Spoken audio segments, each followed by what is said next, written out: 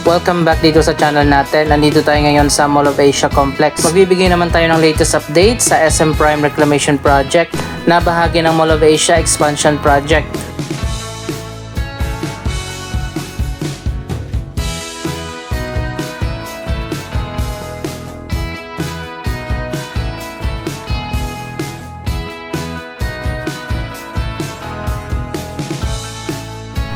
Ngayong araw para maiba naman, dito tayo sa other side ng Mall of Asia. Andito yung mga prime office building, ang Ecom Towers 1 to 5.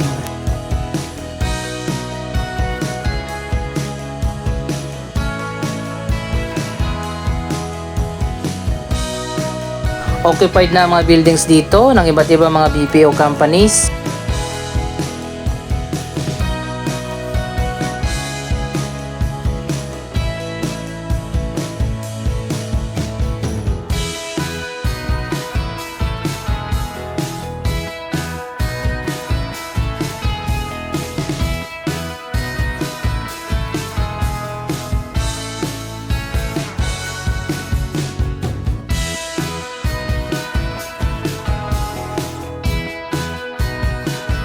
Hanggang sa ngayon patuloy pa rin na in demand ang mga office building dito sa Mall of Asia.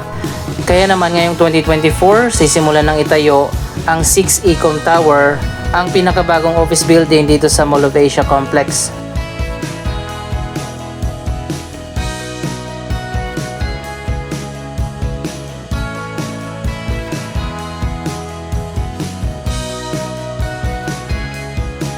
May height limit ang mga building dito sa Manila Bay Area.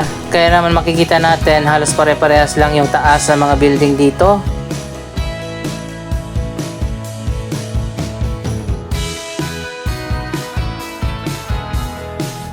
Pero kahit hindi mataas yung mga building dito, ginandahan naman nila yung design.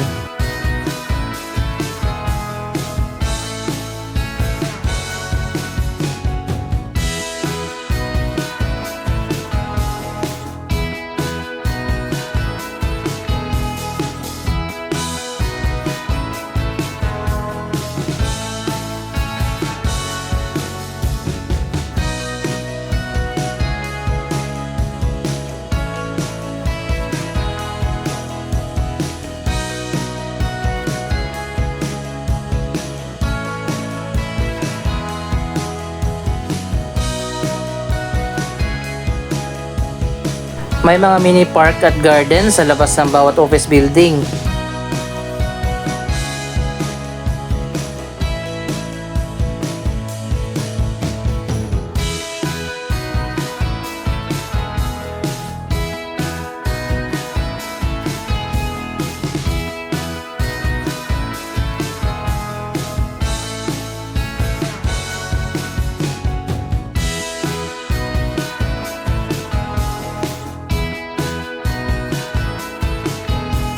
Dito pala itatayo sa kabilang side ang 6 Ecom Tower malapit mismo sa MOA Building.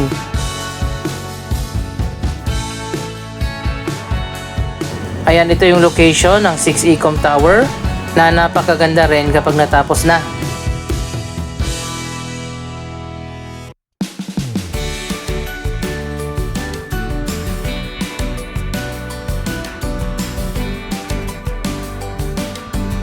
Ganito naman ang magiging design ng 6 Ecom Tower kapag naitayo na.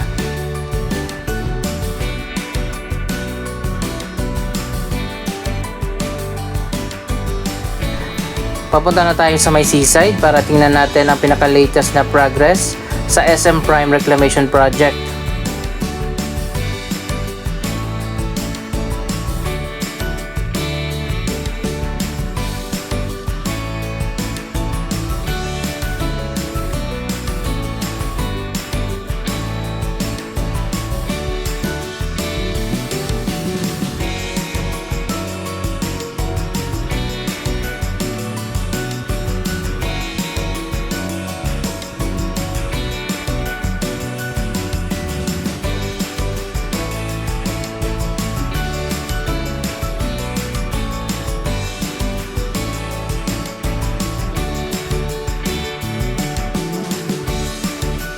May isa pang malawak na area dito sa may seaside. Sa ngayon ginagamit mo na ito na open parking At minsan dito rin ginaganap ang iba't ibang mga events. Nagbukas na rin ang pinakabagong hotel dito sa Mall of Asia Complex, ang Lanson's Place.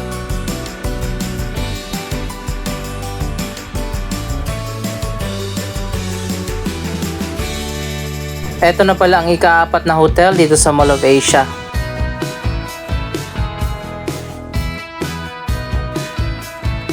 So ayan guys, nandito na tayo sa seaside.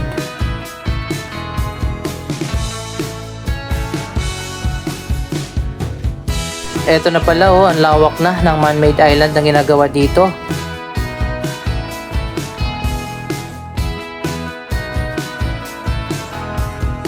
Yung magkabilang side ng Mo Seaside ang tinatambakan ngayon.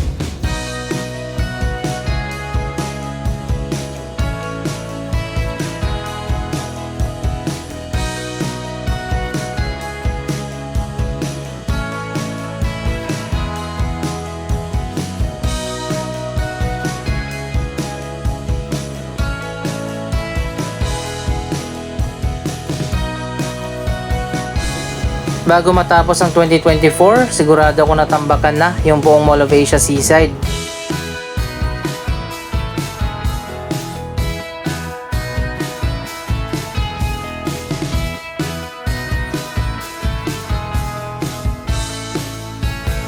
Doon sa unahan makikita nyo naman patuloy pa rin ang pagtatambak ng lupa at buhangin.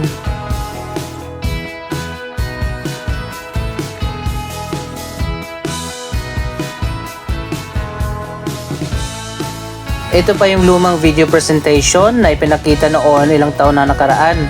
Kasama dito ang SM Prime Reclamation at ang Pasay Harbor City. Para lang may idea tayo kung ano maging itsura ng bagong reclamation project na itinatayo dito.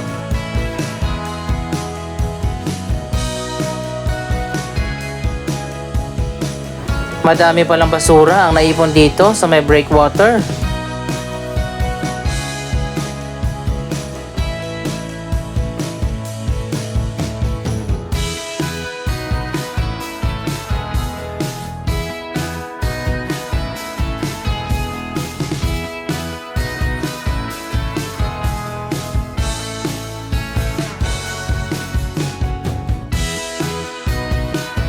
Dalawang malalaking reclamation project na ginagawa ngayon dito sa Pasay City. Ang SM Prime Reclamation dito sa likod ng Mall of Asia at dito naman sa kabilang side ang Pasay Harbor City.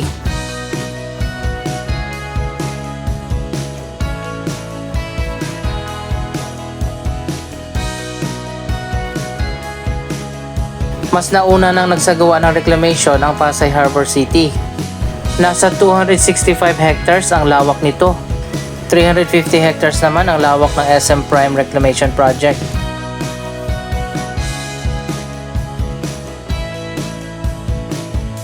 Mula dito sa Mall of Asia Complex hanggang doon sa may CCP Complex.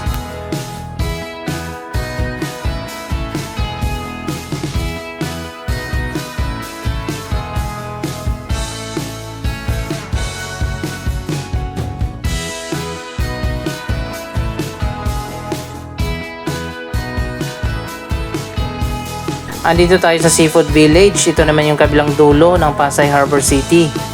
Magkakaroon pala ng pagbabago dito. Nung una kasi dinikit yung tambak ng lupa dito sa dulo ng CCP Complex. Pero sa ngayon unti-unti nang binabawasan at magkakaroon pala ng ilang metro na pagitan para maging man-made canal at hindi na ididikit dito yung bagong reclamation project.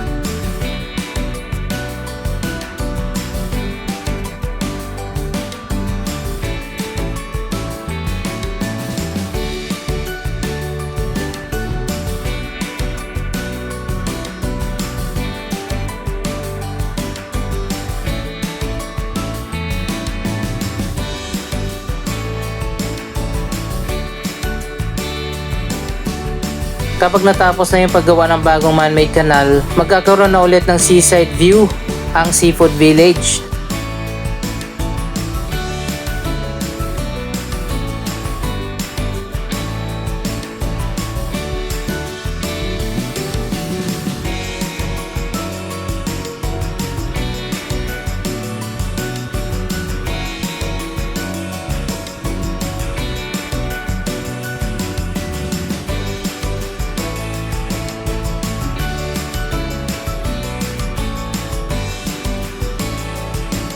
Yung lupa at buhangin naman na kukunin dito ay itatambak naman doon sa unahan.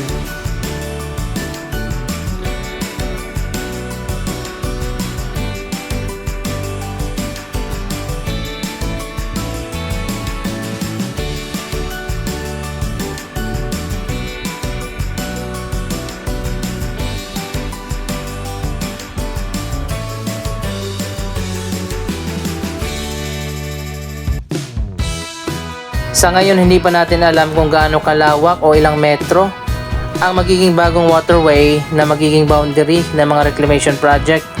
Abangan na lang natin sa mga susunod na update.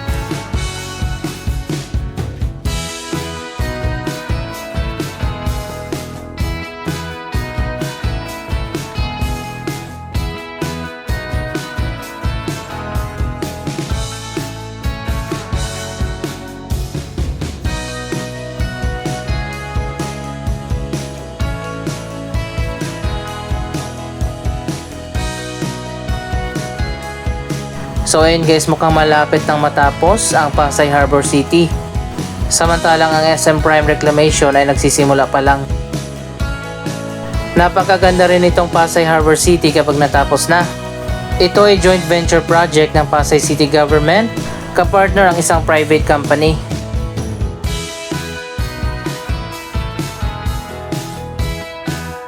Update naman tayo sa Mall of Asia Expansion Project. Ongoing pa rin na ginagawa sa ngayon ang North Wing Sky Garden, pati na ang bagong football field na nasa taas ng mall. Finally, sinisimulan na ang paglalagay ng arko. Yung design ng arko dito ay magiging katulad din sa disenyo ng arko dito sa South Wing Sky Garden na natapos na.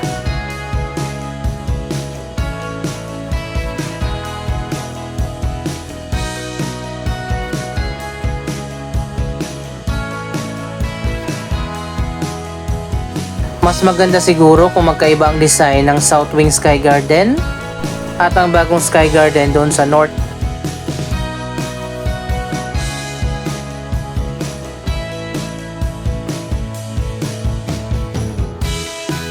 Abangan din natin kung ano itong mga nakatago dito na hanggang sa ngayon hindi pa binubuksan. Dalawa yung nakatago dito na i-reveal pa ng SM sa mga susunod na buwan.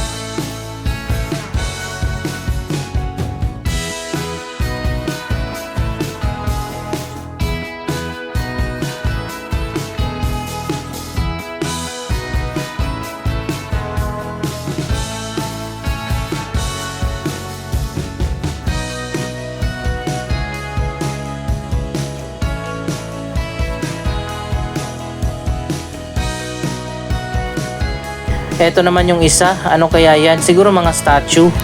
Hindi ako sure, abangan na lang natin ang pag-reveal.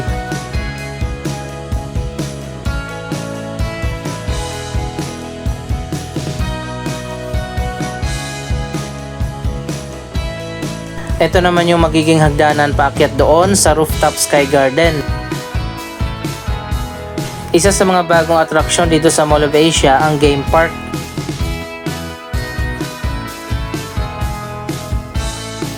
Meron ditong billiards, bowling, basketball at arcade.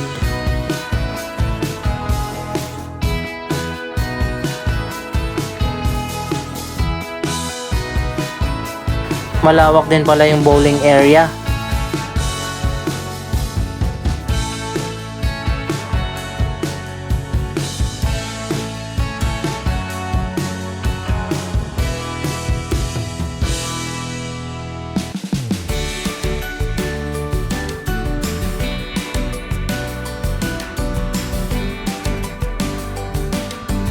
Unti-unti na nagbubukas ang bagong third floor dito sa North Wing.